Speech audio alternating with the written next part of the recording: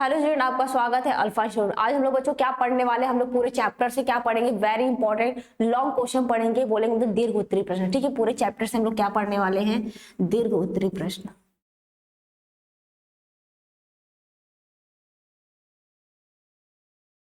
ठीक है, क्या पढ़ेंगे हम लोग? दीर्घ उत्तरी प्रश्न। देखिए, सिर्फ क्वेश्चन देखेंगे कैसे क्वेश्चन आ सकते हैं। सिर्फ क्वेश्चन का टाइप हम लोग क्या देखेंगे, क्वेश्चन के प्रकार देखेंगे, कैसे क्वेश्चन आते हैं और कौन कौन से क्वेश्चन आ सकते हैं। ठीक है, एक हम लोग जो हम लोग का एग्जाम होने वाला बच्चों बोर्ड का, उसमें देखेंगे कैसे उसके लॉन्ग क्वेश्चन आते हैं।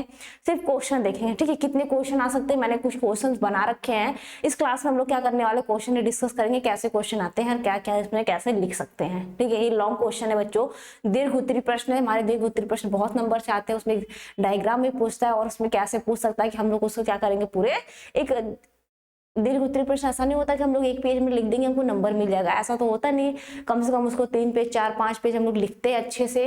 ठीक है, ऐसा नहीं है कि बस ऊपर से नीचे स्टार्ट किया बस लिख दिया, ऐसा भी नहीं होता। उसको क्या करते हैं हम लोग, इसमें हेडिंग डालते हैं, अच्छे से पॉइंट वाइज करते हैं, उसके बाद क्या करते हैं हम लोग लिखते हैं, जिससे हम लोग का क्या होता है, वो नंबर मिलता है। ठीक है, तो हम लोग देखते हैं हमारा पहला क्वेश्चन क्या। ओके बच्चों, तो हम लोग देखते हैं हमारा पहला क्वेश्चन क्या है। पहले दिखा हमारा पहला क्वेश्चन, देखो दिया क्या हमारा पहला क्वेश्चन है कि एक पुष्प में निषेचन पश्च परिवर्तनों को क्या कीजिए, व्याख्या कीजिए। तो एक पुष्प में क्या होता है, उसमें परिवर्तनों क्या है, इसकी व्याख्या कीजिए। तो हमारा पहला क्वेश्चन क्या है बच्चों, पुष्प के बारे में। ठीक है,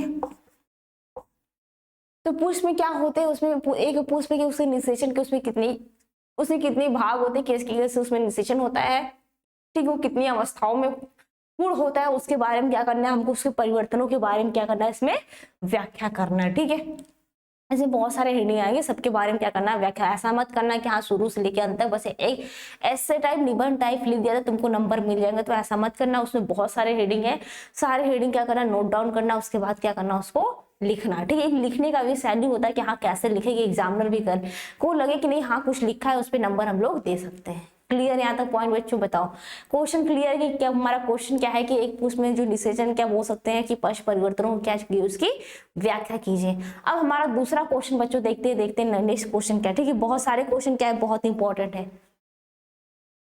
दिखा हमारा अगला क्वेश्चन, देखो हमारा नेक्स्ट क्वेश्चन बच्चों क्या है, मानव भ्रूण का जो विकास होता है उसमें जो गैस्ट्रुला प्रवस्था क्या है, सचित्र वर्णन कीजिए। इसके कितने फेज होते हैं, इसमें कौन कौन सा होता है गैस्ट्रुला फेज में, मानव भ्रूण का, मानव जब एम्ब्रियो का क्या होता है, विकास होता है। तो दूसरा क्वेश्चन हमारा यही है कि मानव भ्रूण के बारे में। ठीक है, मानव भ्रूण का कैसे उसमें विकास होता है, उसके कितने होते हैं, इसका क्या कीजिए, सचित्र वर्णन कीजिए। ऐसा नहीं कि सिर्फ डायग्राम बना दिया हो गया, उसका नेमिंग देखो। हम लोग क्या करते हैं, डायग्राम में ही सारा टाइम वेस्ट कर देते हैं, लेकिन डायग्राम में क्या करो, पूरे टाइम वेस्ट मत किया करो। उसके लिए भी क्या किया, वो कम टाइम में बनाया करो। ठीक है, कम टाइम में डायग्राम, वो पहले से घर से क्या करो, एक बार प्रैक्टिस कर लिया करो कि हाँ ये डायग्राम ऐसा है, ऐसा इसका चित्र है बच्चों, ऐसा फिगर है। एक बार घर से क्या करो, प्रैक्टिस करके जाओगे तो एग्जाम में क्या होगा, कम समय लगेगा और डायग्राम भी जल्दी बन जाएंगे। उसका नेमिंग भी क्या करोगे, उसके जल्दी लिख दोगे, उसके बारे में भी क्या करोगे, एक एक दो दो लाइन लिख लोगे। जितना नेमिंग किया होगा इससे क्या होगा, एग्जामिनर भी कहेगा हाँ नहीं अच्छा कॉपी लिखा है, तुमको नंबर भी क्या मिलेगा, पूरा मिल जाएगा। ठीक है, यहाँ तक क्लियर है। अब देखते हैं हमारा अगला क्वेश्चन क्या है, नेक्स्ट क्वेश्चन देखते हैं। ठीक है, अगले क्वेश्चन की तरफ चलते हैं, देखते हैं हमारा नेक्स्ट क्वेश्चन क्या है। अगला क्वेश्चन देखा, देखो अगला क्वेश्चन क्या दे रखा है, जनसंख्या विस्फोट एवं क्या बोल सकते हैं, जन्म नियंत्रण पर क्या कीजिए, निबंध लिखिए। बस निबंध लिखने को तो बोल देते, बस ऐसा नहीं लग सकता। उसमें क्या करेंगे, पहले जनसंख्या विस्फोट क्या होता है, जन्म नियंत्रण क्या होता है, उसके बाद क्या लिखेंगे, उसमें पॉइंट वाइज करेंगे। इसकी वजह से हम लोग क्या करते हैं, उसमें जन्म नियंत्रण कर सकते हैं या फिर जनसंख्या विस्फोट क्या होता है। तीसरा क्वेश्चन हमारा ये हो गया, यहाँ तक क्लियर है? बताओ तीसरा क्वेश्चन तक क्लियर है? तीसरा क्वेश्चन हमारा क्या हो गया बच्चों, जन्म विस्फोट और जन्म नियंत्रण के बारे में, जनसंख्या विस्फोट। ठीक है, क्या हो गया हमारा, जनसंख्या विस्फोट हो गया और एवं क्या होगा, जन्म नियंत्रण।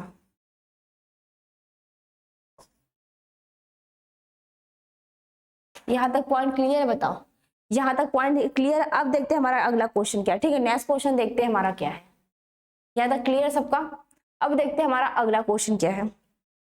देखो दिया है हमारा नेक्स्ट क्वेश्चन है, जीन विनिमय के क्या कीजिए, वर्णन करते हुए इसके प्रकार क्या क्या क्या कीजिए, इसके प्रकार तथा इसके महत्व क्या कीजिए, इसका टिप्पणी कीजिए। पहले तो हम लोग क्या लिखेंगे बच्चों, जीन विनिमय के बारे में क्या लिखेंगे, पहले हम लोग जीन विनिमय के बारे में लिखेंगे, उसके बाद क्या लिखेंगे, उसका हम लोग महत्व लिखेंगे, उसके प्रकार लिखेंगे, उसके बाद क्या करेंगे, उसका कंप्लीट करेंगे। ठीक है,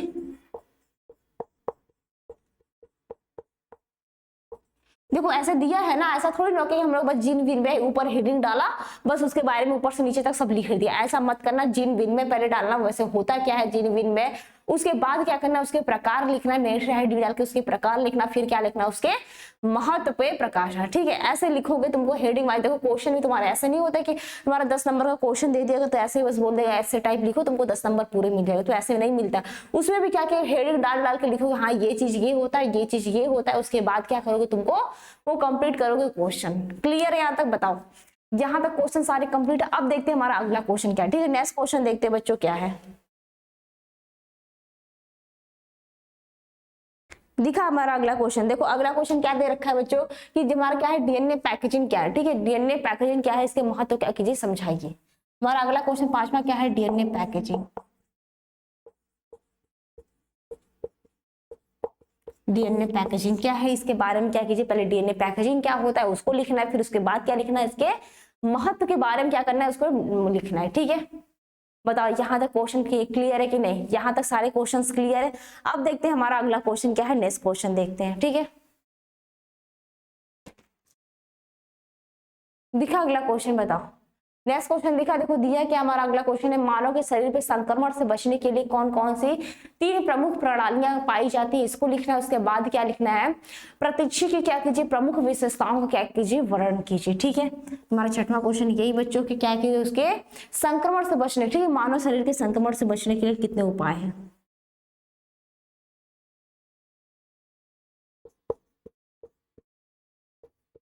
के संक्रमण, ठीक है। तो क्वेश्चन हमारा क्या हो जाएगा, मानव शरीर के संक्रमण से बचने के लिए कौन सी 3 प्रमुख प्रणालियां पाई जाती है, इसको लिखना है। उसके बाद क्या लिखना है, प्रतिच्छी की प्रमुख क्या होती है, उसकी विशेषताओं का क्या कीजिए, वर्णन कीजिए।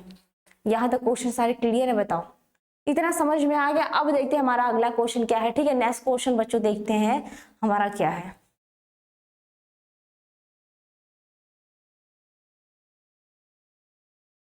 ठीक है, हमारा अगला क्वेश्चन दे रखा है कि वही मल के उपचार क्या है, विभिन्न चरणों में, उसको लिखिए।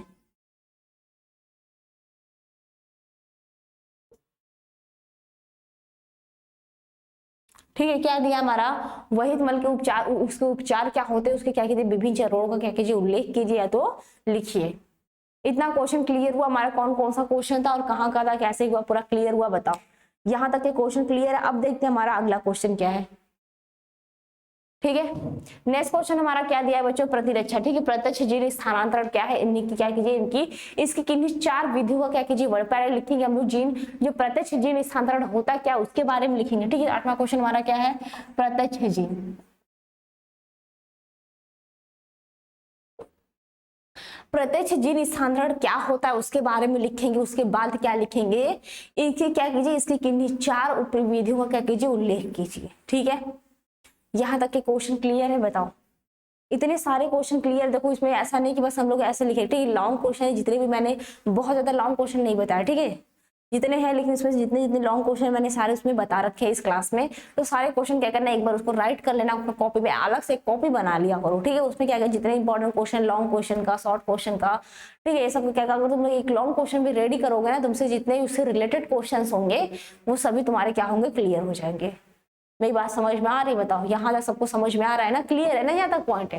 ठीक है, अब देखते हैं हमारा अगला क्वेश्चन क्या है, ठीक है। नेक्स्ट क्वेश्चन बच्चों देखते हैं हमारा क्या है, ठीक है। हमारा अगला क्वेश्चन क्या दे रखा है, 9वां क्वेश्चन हमारा, कि जीन अभियांत्रिकी क्या होती है इसके बारे में लिखना है, ठीक है। जीन अभियांत्रिकी के बारे में लिखना है,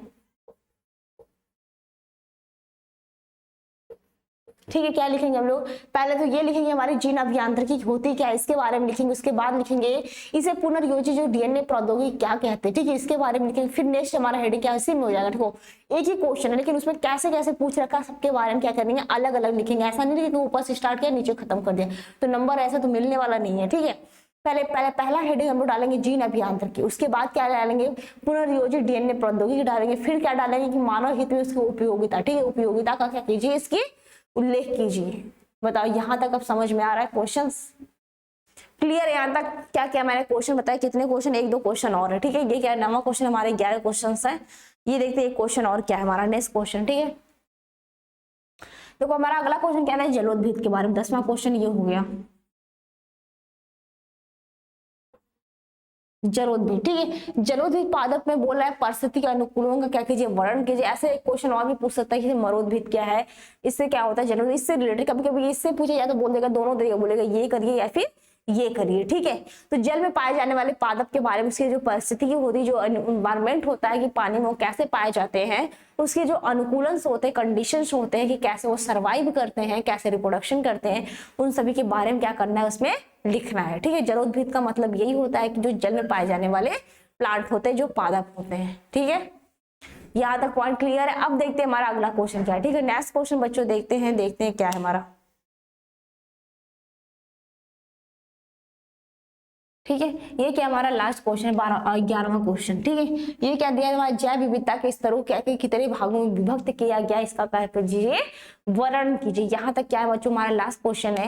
हमारे कितने पूरे थे, पूरे 11 क्वेश्चन हम लोग क्या किए इस क्लास में पढ़े, ठीक है। 11 क्वेश्चन क्या था, सिर्फ क्वेश्चन देखिए पूरे हमारे कितने हो गए, 11 क्वेश्चन। सबको क्लियर है बच्चों। यहाँ पे क्या करते हैं हम लोग, क्लास ओवर करते हैं, लेकिन हाँ जितने मैंने क्वेश्चन बताए उसको क्या करना, एक बार लिख लेना और पढ़ भी लेना, ठीक है। अब मिलते हैं हम लोग अगले क्लास में।